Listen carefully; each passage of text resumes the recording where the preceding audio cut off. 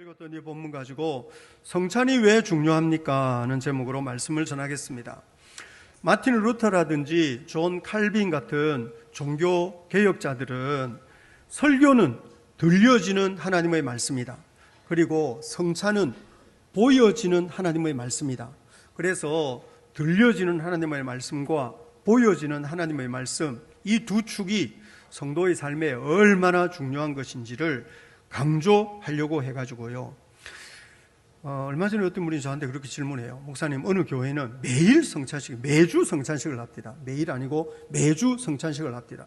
좀 이상한데 그거 괜찮은 거냐고. 실제로 마틴 루터라든지 존 칼빈 같은 종교개혁자들은 매주 성찬식을 해야 된다고 가르쳤어요. 존 칼빈 같은 사람은 성찬을 1년에 한두 번씩 하고 마는 거, 그거는 사단의 농간이라는 식으로, 교회를 무너뜨리기 위한 사단의 농간이라는 식으로 말하기까지 했어요. 그래서 예수 믿는 사람은 모일 때마다 이 성찬하는 게 아주 중요해요. 그래서 매주일 성찬식 하는 교회는 종교개혁의 전통을 잘 이어받고 있는 거고, 우리같이 1년에 몇 번 하는 교회는 종교개혁의 전통을 잘 이어받지 않는 것처럼 보이지만 실제로 우리 교회는 코로나 때문에 못하고 있는데 예배 순서에 공동식사 있었어요. 여러분 기억하십니까? 공동식사. 그래서 공동식사까지가 예배다. 제가 늘 그렇게 말했던 거 기억하시죠? 예수 믿는 사람은 모여서 함께 떡을 떼고 잔을 마시는 이게 아주 중요해요. 물론 우리는 오늘 아주 작은 떡, 작은 잔 마시면서 의식으로서의 성찬식을 하겠지만 본래 성찬의 본래 취지는 함께 모여서 식사하면서 하나님께서 우리 인생에 베푸신 은혜가 어떤 것이고 하나님이 우리에게 주신 소망이 무엇인지를 확인하는 것이 이게 성찬인 거예요. 그래서 사도행전 2장에도 보면 사도행전 2장 42절이나 46절 보면 초대교회 성도들은 늘 함께 모여가지고 교제하고 떡을 떼고 집에서 떡을 떼며 한 마음으로 기쁨과 순전한 마음으로 음식을 먹었다, 이런 말씀하고, 이를테면 사도행전 20장 7절에 아주 중요한 구절이 있는데요. 사도행전 20장 7절에 보면 그 주간의 첫날이 뭐겠습니까? 이게 안식 후 첫날인 거예요. 월화수목금토 해서 금요일 저녁부터 토요일 저녁까지가 안식일인데 예수 믿는 사람은 그런 식으로 안식일을 챙기는 것이 아니고 안식 후 첫날, 예수님의 부활을 기념하는 날이 그 주간의 첫날인 거예요. 우리가 주일에 모이는 이유는 이 주일이 예수님의 부활을 기념하는 날이기 때문입니다. 부활절은 1년에 한 번이 아니고 우리는 매주일 부활을 기념하고 예수님이 십자가에 죽으신 것을 기념해서 예배당 꼭대기에 십자가 매달아 놓고 그 아래에 우리가 모이고 있는 거예요. 그런데요, 그 주간의 첫날에 모였는데 뭐라고 말하느냐 하면 우리가 떡을 떼려 하여 모였더니, 모임의 목적이 뭡니까? 모임의 목적은 떡을 떼기 위한 것입니다. 사실상 부흥회예요. 왜냐하면 사도 바울이 잠깐 들렀다가 부흥회하고 떠나는 상황이거든요. 그런데 예수 믿는 사람이 모이면 찬송도 부르고 기도도 하고 설교도 듣고 이렇게 하는 거예요. 그런데 초대교회 성도들은 우리가 예배를 드리기 위해서 모인다, 이렇게 표현한 것이 아니고 표현을 떡을 떼기 위해서 모였다고 이렇게 표현하는 거예요. 그만큼 떡을 떼는 것, 함께 식사하는 것이 교회 성도들의 모임에서 중요했다는 것을 말하는 것입니다. 그래서 요즘 코로나 상황에서 모였는데 함께 먹지도 못하는 것은 사실 이거는 교회로서는 엄청난 문제예요. 예수 믿는 사람을 어떻게 해서든지 함께 모여서 함께 음식을 먹으면서 떡을 떼면서 또 주님께서 우리 인생에 베푸신 은혜가 얼마나 귀한 것인지를 확인하는 이것이 대단히 중요하거든요. 왜 떡을 떼는 것이 이만큼 중요할까요? 떡을 뗀다고 하는 이 행위 안에 어떤 의미가 담겨 있기 때문에 그런 것일까요? 예수 믿는 사람이 모일 때마다 떡을 떼는 이유, 함께 먹어야 되는 이유는요, 이게 예수님께서 제자들에게 명령하신 일이기 때문입니다. 오늘 본문도 그 이야기 하는 거예요. 오늘 고린도전서 11장 23절로 26절 다시 한번 읽어볼까요? 23절부터 26절 다시 한번 읽겠습니다. 시작. 내가 너희에게 전한 것은 주께 받은 것이니 곧 주 예수께서 잡히시던 밤에 떡을 가지사 축사하시고 떼어 이르시되 이것은 너희를 위하는 내 몸이니 이것을 행하여 나를 기념하라 하시고 식후에 또한 그와 같이 잔을 가지시고 이르시되 이 잔은 내 피로 세운 새 언약이니 이것을 행하여 마실 때마다 나를 기념하라 하셨으니 너희가 이 떡을 먹으며 이 잔을 마실 때마다 주의 죽으심을 그가 오실 때까지 전하는 것이니라. 주의 죽으심을 오실 때까지 전한다는 것은 예수님이 오실 때, 재림하실 때까지, 예수님 다시 오실 때까지 우리는 떡을 떼고 잔을 마시면서 예수님이 어떻게 죽으셨는지, 왜 죽으셨는지를 확인하고 그 십자가 죽음의 의미를 선포하는 것이 우리의 사명이라는 거예요. 주 예수께서 잡히시던 밤이라는 것은 아시다시피 지난번 요한복음 묵상할 때 이게 유월절 전날 밤이었어요. 예수님이 유월절 전날 밤에 죽으시면서, 그런데요, 전통적으로 유월절 전날 밤에는 다 모여요. 가족들이 다 모여가지고 유월절을 기념하는 만찬을 했어요. 그리고 이 자리, 예수님께서 잡히시던 밤에 제자들과 함께 만났던 이 자리도 예수님이 유월절 식사를 위해서 제자들과 함께 모인 자리였어요. 예수님이 십자가 짊어지시기 위해 예루살렘 올라가실 때 예수님이 마련하신 두 가지 이벤트가 있었어요. 기억하십니까? 하나는 마태, 마가, 누가, 요한복음에 다 나와요. 하나는 예수님께서 아무도 타보지 않은 나귀 새끼를 타고 들어가시면서 예수님 자신이 스가랴가 약속하고 있는 바로 그 메시아다고 하는 것을 입증해 내신, 그거는 제자들은 생각하지도 못했는데 예루살렘에 가까이 왔을 때 예수님이 맞은편 마을로 가서 아무도 타보지 않은 나귀 새끼 있는데 끌고 와라, 이렇게 해서 예수님이 친히 준비하신 이벤트 첫 번째, 나귀 타고 입성하신. 두 번째 이벤트는 제자들이 물어요. 어디서 우리가 유월절 식사를 해야 되겠습니까? 성내로 들어가면 물동 이고 가는 사람이 있는데 따라가봐, 뭐 이런 식으로 해서 여하튼 이 유월절 식사도요, 제자들보다 예수님이 미리 준비하신, 그래서 이미 예비하신 곳이 있었던 거죠. 그래서 거기에 모여가지고 예수님과 제자들이 함께 유월절 만찬을 나누었는데요, 이 유월절 식사에는 또 중요한 게 있어요. 떡을 나누고 잔을 나누는 순서가 정해져 있고, 떡을 나눌 때마다 고백하는 기도문이 있고, 잔을 나눌 때마다 고백하는 그 신앙 고백문이 있었어요. 잘 짜여진 그런 예식을 하는 것이 유월절 식사였거든요. 그런데 예수님이 떡을 나누고 잔을 나누시면서 전통적인 기도문을 고백한 것이 아니고, 이것은 내 몸이다, 이것은 내 피다 그러시면서 유월절 식사를 하시면서 그 떡과 잔에 새로운 의미를 부여하신 거예요. 이게요, 얼마나 혁명적인 이야기였는지 모릅니다. 1500년 동안 지탱해왔던 전통이었거든요. 1500년 동안 유월절을 지키면서 출애굽을 기념한 거죠. 하나님께서 어떻게 애굽의 종로로 타던 데서 우리를 풀어 해방하시고 구원하셨느냐. 그래서 1500년 전에 있었던 그 구원 사건을 기념하는 저 전통적인 유월절에 예수님께서 이제 더 이상 과거 사건을 기념할 것 아니고 나를 기념해야 돼, 나를. 예수님의 죽음을 기념해야 돼, 이렇게 말씀하시면서 떡과 잔에 새로운 의미를 부여하셔서 이것이 내 몸이고 이것이 내 피다, 이렇게 말씀하신 거죠. 죽기 전날 밤에, 예수님이 십자가에 죽임 당하시기 전날 밤에, 그러면서 예수님이 자기 죽음에 어떤 의미가 있는지를 다시 강조하셨어요.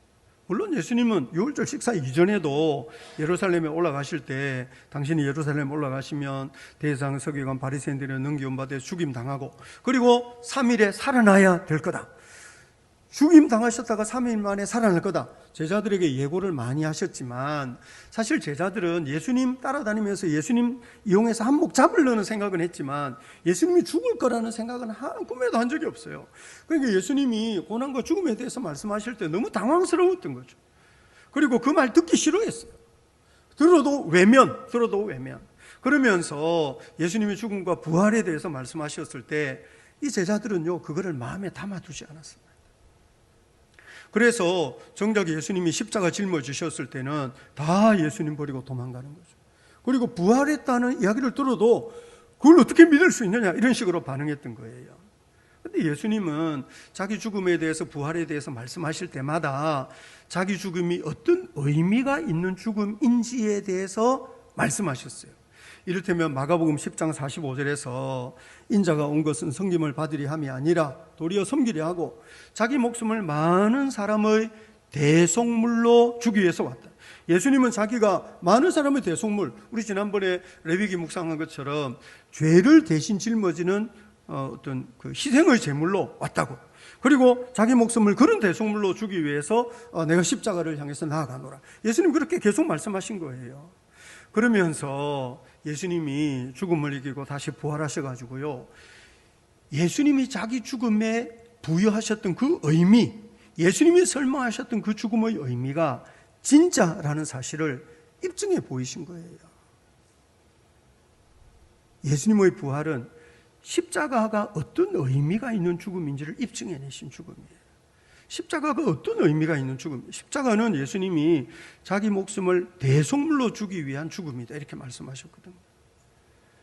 지난번에 우리 요한복음 묵상할 때 세례 요한이 예수님을 소개할 때 요한복음 1장 29절에서 보라 세상 죄를 지고 가는 하나님의 어린 양이다 이렇게 소개했어요. 사실 세상 죄를 지고 가는 하나님의 어린 양, 이거는요 이사야서의 예언을 염두에 둔 거예요. 이사야서 53장 5절 6절을 보면 이런 말씀이 있거든요. 같이 한번 읽어볼까요? 시작. 그가 찔림은 우리의 허물 때문이요 그가 상함은 우리의 죄악 때문이라. 그가 징계를 받음으로 우리는 평화를 누리고 그가 채찍에 맞음으로 우리는 나음을 받았도다. 우리는 다 양 같아서 그릇 행하여 각기 제 길로 갔거늘 여호와께서는 우리 모두의 죄악을 그에게 담당시키셨도다. 이런 의미에서 모두의 죄악을 대신 담당하시면서 죽임당하는 어린 양에 대해서 이사야가 예고한 적이 있는데 세례 요한은 바로 그 이사야가 예고한 세상 죄를 다 담당하는, 모두의 죄악을 담당하는 그런 하나님의 희생제물, 그것이 바로 예수님이다 말씀하셨고, 세례 요한도 그렇게 증거했고, 예수님도 자기 죽음은 그런 대속물로서의 죽음이다 선포하셨고, 그리고 죽음을 이기고 다시 살아나셔가지고요, 예수님은 자기 죽음이 진짜 우리 죄를 담당하시는 대속의 죽음이라는 것을 입증해 내신 거예요. 세상에 사는 많은 사람들은 나는 그래도 남들만큼은 살아, 내가 남의 해코지 한 적 없고 내 나름대로 열심히 살았어, 뭐 이렇게 말을 하거든요. 그런데요, 사실상 성경이 말하는 것처럼 모든 사람이 죄를 범하였음에 하나님의 영광에 이르지 못한다. 하나님의 영광에 이를 수 없을 만큼 모든 사람은 본질적으로 연약한 죄인이다 는 것이 분명한 사실이고, 그리고 예수님은 십자가 죽음을 통해서 하나님의 영광에 이르지 못하는 모든 사람들이 하나님의 영광에 이르는 새로운 살아날 수 있는 길을 열어주신 것이 진짜인 것이 예수님이 죽음을 이기고 다시 사셨기 때문에, 예수님이 죽음을 이기고 다시 사신 줄 믿으시면 아멘 하시기 바랍니다. 우리는 죽으심을 기념하기 위하여 성찬을 하지만 우리는 죽으심만 생각하는 것이 아니고 부활을 생각하는 거예요. 부활. 예수님이 죽음을 이기고 다시 사셨기 때문에 그 예수 죽음은, 십자가 죽음은 우리의 죄를 담당하시는, 우리의 죄책과 우리의 형벌을 대신 담당하시는 희생 제물로서의 죽음이었다는 것을 우리가 고백하면서 떡을 먹고 잔을 마실 때마다 내 죄를 위하여 십자가 짊어지신 예수님을 찬송하고, 내게 영원한 생명 주시기 위하여 십자가 짊어지신 예수님 앞에 무릎 꿇고 예수님이 내 인생의 구주시고 예수님이 내 인생의 주인이시다 고백하는 것이 성찬 예식인 거예요. 그런 의미에서 예수님은 자신을 생명의 떡, 생명의 양식이다 이렇게 말씀하셨어요.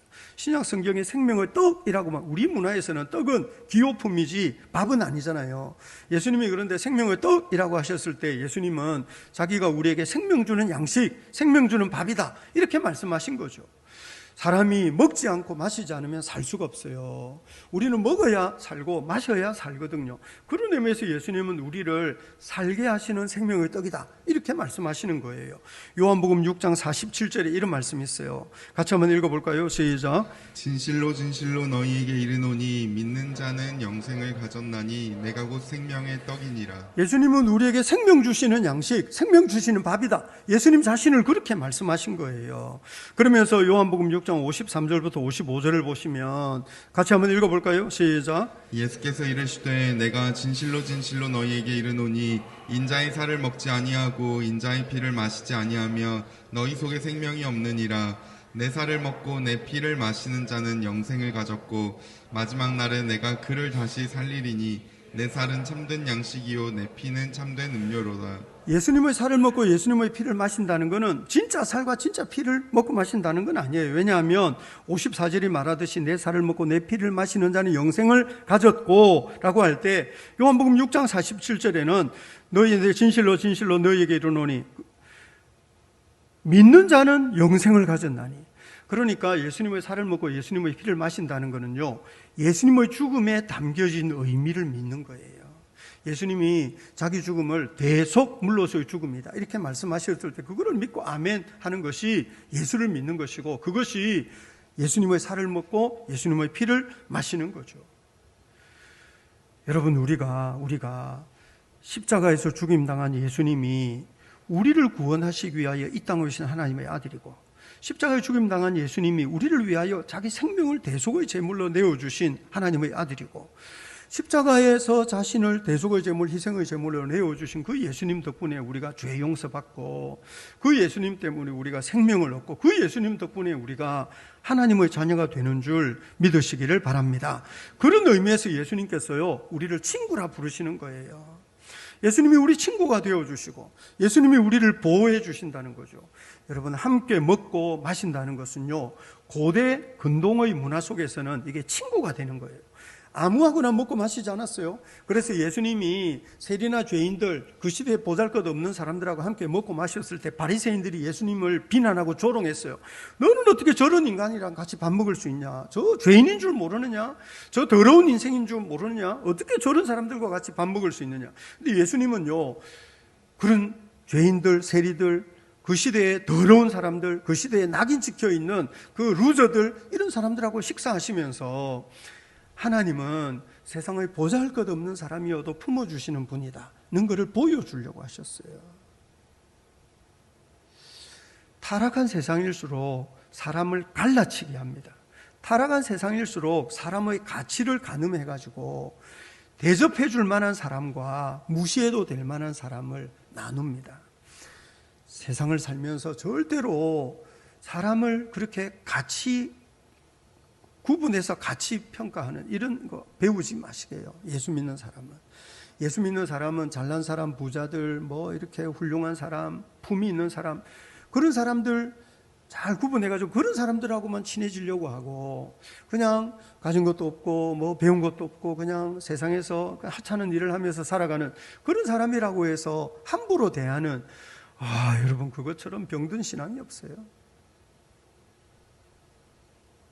하나님은 사람을 구분해서 갈라치게 하지 않으시고 어떤 인간이어도 푸대접하지 않으시고 은혜와 사랑으로 우리를 감싸 안아주시는 분인 줄 믿으시기를 바랍니다. 예수님께서 우리를 이런 식사의 자리로 초대하실 때 하나님께서 내몰라라 하시거나 하나님께서 너는 자격이 안 돼 하고 내치는 사람은 아무도 없다는 것을 말씀하시는 거예요. 그리고 고대 근동의 문화에서 중요한 것이요, 함께 식사를 한다는 것은 함께 지켜주고 보호하겠다는 거예요. 친구가 되어 보호해 주겠다는 약속. 이게 언약. 고대 근동에는 약속하는 여러 가지 방법이 있어요. 우리도 약속하는 방법, 언약하는 방법, 이럴 때 뭐 법적인 계약에서는 도장을 찍거나 뭐 사인을 하거나 이렇게 하는 거잖아요. 뭐 아니고 조금 우리 뭐 얼마 전에도 제가 어떤 분하고 새끼손가락 걸고 도장 찍고 복사하고 했는데 교회 안 오시네. 다 예배당 오시기로 하고 새끼손가락 도장 찍었는데 안 오시네.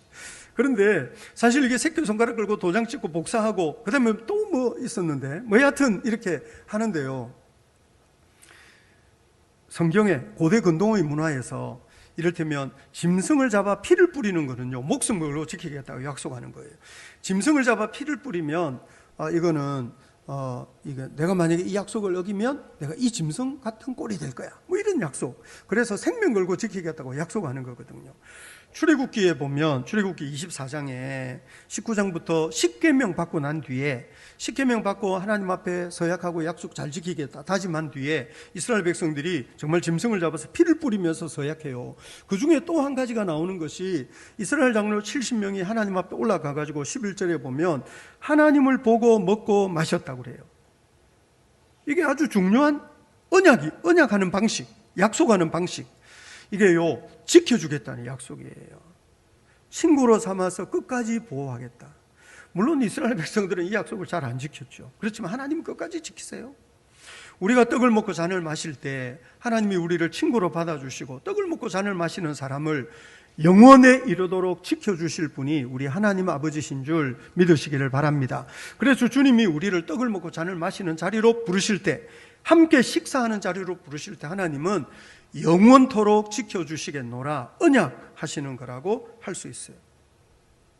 그리고 하나님이 지켜주시면서 또 이 식사, 이 함께 언약하는 이 먹고 마시는 행위는요, 어떤 이 하나님께서 우리에게 주시는 것이 풍성한 기쁨이라는 것을 말해줘요. 요한계시록 3장 20절에 이런 말씀이 있어요. 요한계시록 3장 20절에 유명한 구절이죠. 이거 암송하시는 분들도 꽤 많을걸요. 볼지어다 내가 문 밖에 서서 두드리노니 누구든지 내 음성을 듣고 문을 열면 내가 그에게로 들어가 그로 더불어 먹고 그런 나로 더불어 먹으리라. 이거는요, 불신자에게 하시는 말씀이 아니에요. 이거는 불신자에게 하시는 말씀이 아니고 문맥을 보면 라오디게아 교회 성도들에게 하시는 말씀이죠. 라오디게아 교회는요, 엄청 부자였어요. 그래서 나는 부자라 부유하여 부족한 것이 없다, 떵떵거리는 교회였는데요, 라오디게아 교회의 특징은요, 주님이 보실 때는 칭찬할 것이 하나도 없는 교회였어요. 이 사람들은 라오디게아 자체가 부자 도시였고, 그리고 그 부자 도시에 사는 아주 부자 교인들이었어요. 그런데 주님이 보실 때는 정말 차지도 않고 더럽지도 않은, 아무짝에도 쓸모가 없는 그런 교회였거든요. 근데 그런 교회가 있을 수 있는 거죠. 은혜에 감격이 없어요. 마음이 다 식어져 있어요. 예수를 안 믿는 건 아니에요. 그렇다고 해서 주님을 뜨겁게 사랑하지도 않아요. 그런데 아쉬운 것은 없어요. 남들 앞에 꿀릴 것도 없어요. 그래서 목에 힘주고 큰 소리치고 사는데 주님이 보실 때는 완전히 가난뱅이, 완전히 아무것도 없는 그런 사람들을 향해서 주님이 말씀하시기를 내 음성을 듣고 문을 열면 내가 그에게로 들어가 그로 더불어 먹고 그런 나로 더불어 먹으리라. 함께 먹는 기쁨과 함께 먹는 즐거움이 얼마나 중요한지 몰라요. 주님께서는 함께 잔치하는 즐거움으로 초대하신다는 거죠. 지난번에 우리가 레위기 묵상할 때 5가지 제사가 있어요. 번제, 소제, 화목제, 속죄, 속건제. 번제가 모든 제사의 기초, 하나님을 향한 사랑의 고백, 하나님을 향한 사랑과 고백, 헌신의 기초에서 소제도 드리고 화목제도 드리고 속죄제, 속건제도 드리고 다 그렇게 해요. 그래서 번제가 모든 예배, 모든 제사의 기초, 하나님을 향한 사랑의 고백, 하나님을 향한 헌신이 예배의 기초예요. 그렇지만 모든 제사의 마지막은 화목제가 어떤 제사를 드리든지 마지막은 화목제로 끝나는 거예요. 화목제가 뭡니까? 하나님 앞에 감사의 제사를 드리는 거죠. 일종의 감사헌금 같은 거예요. 기억하십니까? 화목제는 잔치하는 겁니다. 그래서 무슨 산비둘기, 집비둘기 화목제 이런 거 없어요. 모든 화목제는 가장 작은 것이 양이나 염소, 그러니까 가지고 오면 내장이나 기름 같은 사실 맛없는 거, 사람 잘 못 먹는 거 이런 거는 하나님께 불태워드리고, 화목제도요, 이게 얼마나 은혜가 되는지 몰라요. 여러분은 아이들하고 생선 발라 먹을 때 살코기를 주나요? 생선 대가리를 아이 주나요? 여러분은 아이하고 생선 발라 먹을 때 여러분 살이 두툼한 거를 애기한테 뜯어주나요? 내장 부분 주나요?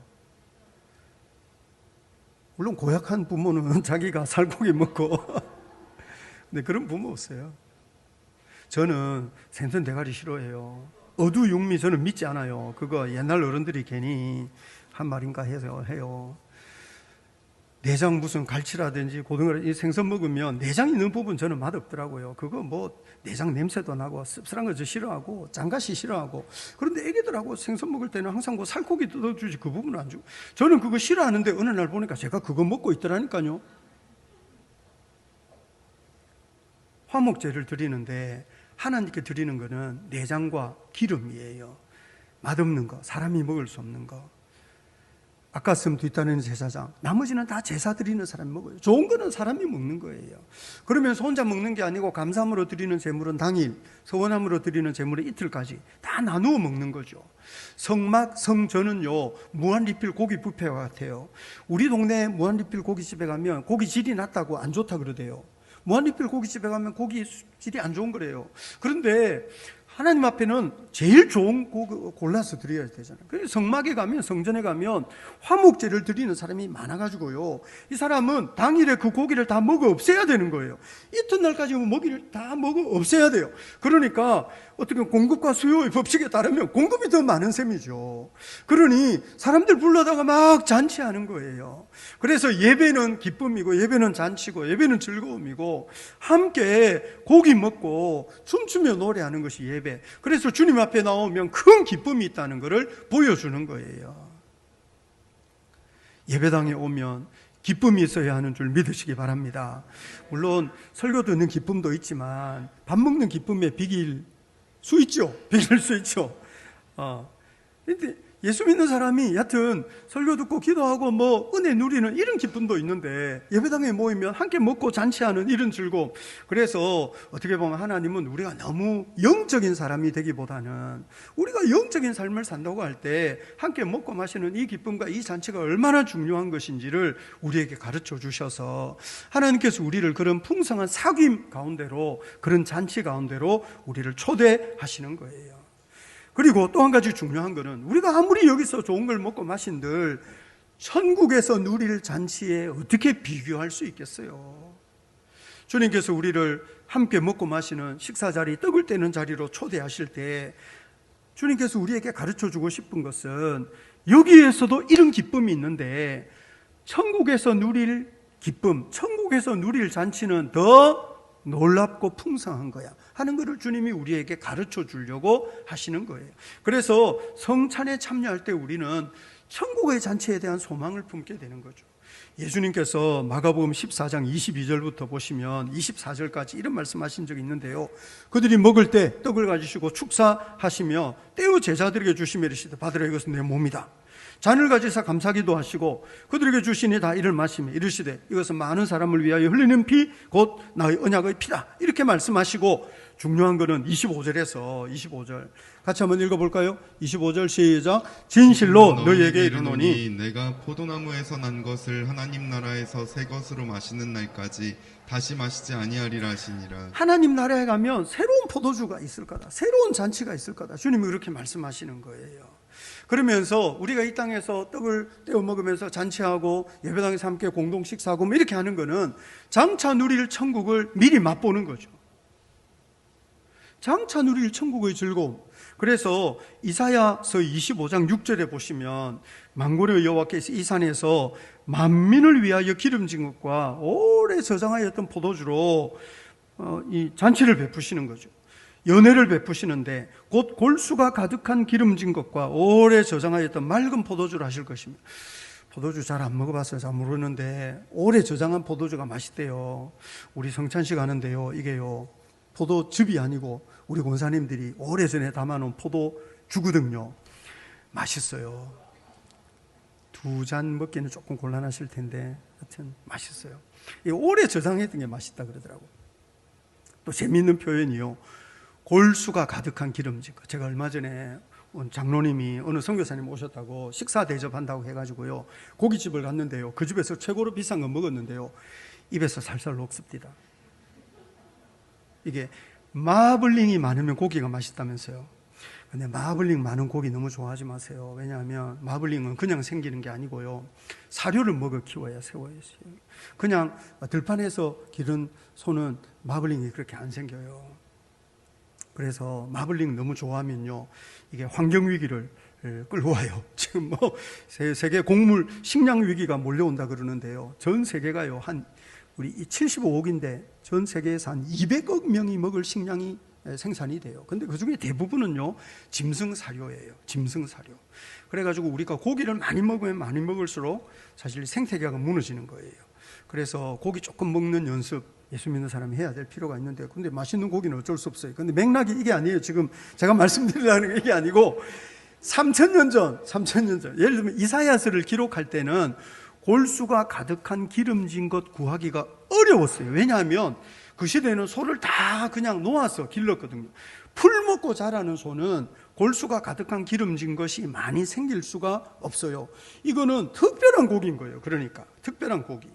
그러니까 하나님께서 우리에게 천국 잔치에 대한 소망을 말씀하실 때 너가 지금 먹는 그런 맛없는 고기 말고 골수가 가득한 기름진 것, 그렇게 풍성하고 입에 넣으면 살살 녹는 그런 고기, 그리고 오래 저장하였던 포도주, 그래가지고 네가 막 그 잔치에 참여하면 너 아주 뿅 갈 거야. 주님 그런 식으로 말씀하시면서 천국의 잔치가 얼마나 풍성할 것인지에 대한 소망을 말씀하시는 거예요.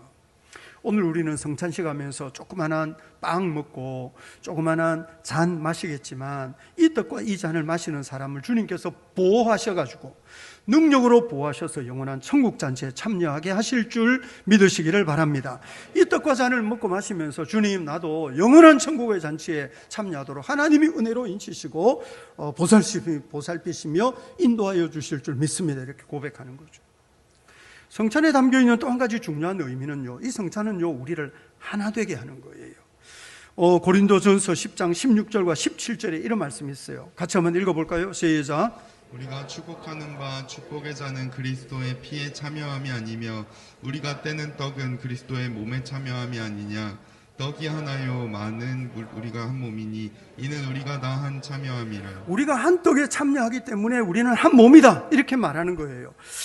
우리가 읽고 있는 개역 개정보다 이 구절을 공동번역이 아주 선명하게 번역한 게 있는데요, 공동번역이 이 구절을 이렇게 번역해 놨어요. 같이 한번 읽어볼까요? 시작. 우리가 감사를 드리면서 그 축복의 잔을 마시는 것은 우리가 그리스도의 피를 나누어 마시는 것이 아니겠습니까? 또 우리가 그 빵을 떼는 것은 그리스도의 몸을 나누어 먹는 것이 아니겠습니까? 빵은 하나이고 우리 모두가 그 한 덩어리의 빵을 나누어 먹는 사람들이니 비록 우리가 여럿이지만 모두 한 몸인 것입니다. 여러분, 우리가 한 떡을 마시고 한 잔을 마시기 때문에 우리가 하나다, 성경이 이렇게 말하는 거죠. 옆 사람 한번 보시죠. 아, 저하고 하나군요, 이렇게. 근데 옆 사람 마음에 드세요? 괜찮으세요? 옆 사람 하나나 해도 괜찮겠어요?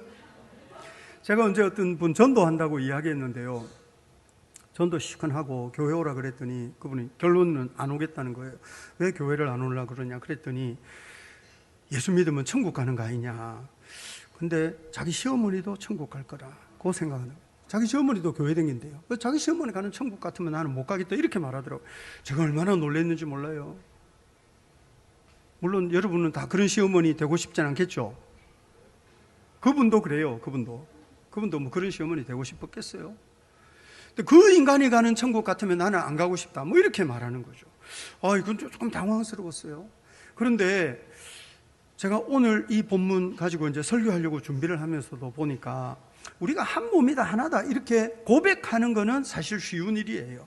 그런데 진짜로 하나로 받아들일 수 있느냐는 거는 또 다른 문제인 거예요. 왜냐하면 마음에 안 드는 인간이 너무 많거든요. 마음에 안 드는 인간이 너무 많아요. 고약한 인간이 너무 많아요. 그리고 가만히 생각해 보면 저도 저 얼마나 훌륭한 목사인지 몰라요, 여러분. 저 좋은 사람이에요. 저 착하고, 그죠? 우선 잘생기고 키도 크고 또 매력적이잖아요.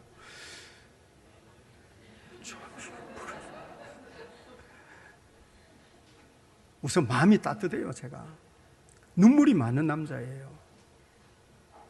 그런데요, 저같이 훌륭한 사람도 가만히 생각해 보니까요, 잘못하는 거 꽤 많아요.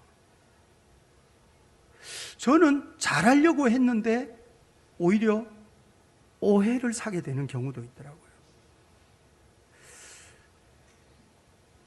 그리고 잘못했다고, 저는 잘못했으면 제가 잘못했단 말을 하거든요. 그런데 타이밍을 놓친 거예요. 그때 딱 말을 해야 되는데 어떻게 타이밍을 놓치고 나중에 말을 하려니까 오히려 그 사람은 아무 문제가 아닌 것 같은데 제가 괜히 또 말을 하려니까 또 이상하기도 하고. 인생에서 복잡한 게 많더라고요. 그러니까 저같이 훌륭한 사람을 안 좋아하는 사람이 있다는 것은 제가 이해할 수가 없는데, 또 가만히 생각해 보면 내가 잘못한 게 너무 많기 때문에 모든 사람이 나를 좋아하지는 않겠구나, 그런 생각도 들어요. 저같이 훌륭한 목사도 잘못한 게 많고 실수한 게 많은데 여러분 같은 평신도들은 또 얼마나 더 많겠어요. 이렇게 말하면 또 그 말 듣고 기분 나빠하는 분도 있다고요. 예를 들면 그렇다 이거죠. 예를 들면 좋은 사람들끼리 모여 살아도 갈등이 생깁니다. 훌륭한 사람들끼리 모여도 싸웁니다. 정말 주님을 사랑하는 열정이 많은 사람이 모여 있어도 문제가 생깁니다. 그래서 하나 되는 거 어렵습니다. 하나가 되려면 어떻게 해야 되겠습니까? 하나가 되려면 용서해야 됩니다. 그래서 골로새서 3장 12절부터 15절에 이런 말씀이 있어요. 그러므로 너희는 하나님이 택하사 거룩하고 사랑받는 자처럼 긍휼과 자비와 겸손과 온유와 오래 참음을 옷 입고 누가 누구에게 불만이 있거든 서로 용납하여 피차 용서하되. 누가 누구에게 불만이 있거든 서로 용납하여 피차 용서하되. 주께서 너희를 용서하신 것 같이 너희도 그리하고 이 모든 것 위에 사랑을 더하라. 이는 온전하게 매는 띠니라. 주님 이렇게 말씀하세요. 여러분, 우리는 성찬식을 할 때 예수님이 우리 죄를 용서해 주신 거가 고맙고, 예수님이 우리 죄를 대신 담당하신 것이 고맙고, 그 보혈로 우리 죄를 씻어 주신 것이 고마워서 성찬식 하면서 예수님을 찬송합니다, 이렇게 고백하는 거거든요.